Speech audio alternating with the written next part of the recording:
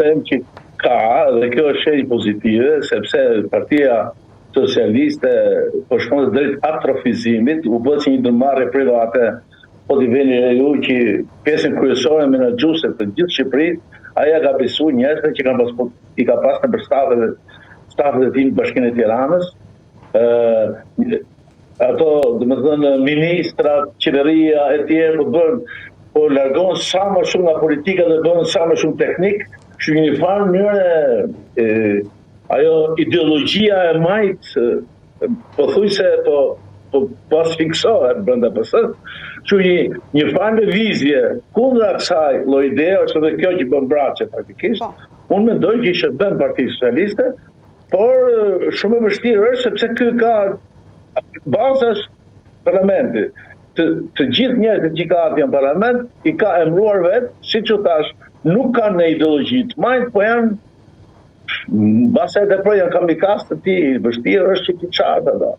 Megjithatë, gjithsesi mirë që ka dhe njerëz që mendojnë ndryshe, sepse PS është, si thosh, një pasuri kombëtare, për cilën nuk do të dëshiroj të shkonte drejt asfiksimit të plot, edhe të kishte vetëm një ndërmarrje, po themi, si i quajnë rilindja, të cilët mendojnë sa më vin pushtet për radhën tjetër për të marrë pushtetin. E qartë. Por të ketë majt, cilët mendojnë realisht për me ideologji të majtë dhe drejtimin ekonomik për është ndër këto figura Elisa Spiropali?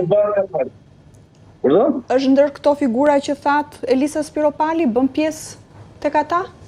Erioni, Fatmir Xhafa, po kushdo që i bashkohet, në qoftë se është kështu, se gjithmonë të opinione, edhe unë s'du të prek asnjë, base ato që dëgjoj dhe thotë jo ku ditë, asnjë s'dim opinione, ja.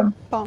Dhe kushdo që i bashkohet këtyne, unë mendoj që është pozitive. Nuk e di se sa është Elisa Spiropali, di që ka qenë shumë aktive në parlament, në një farë mënyrë, domethënë, edhe hikja e saj nga qeveria ishte domethënë një surprizë për shumicën e njerëzve, por sa është ajo, unë besoj që majtas është edhe Spiropali.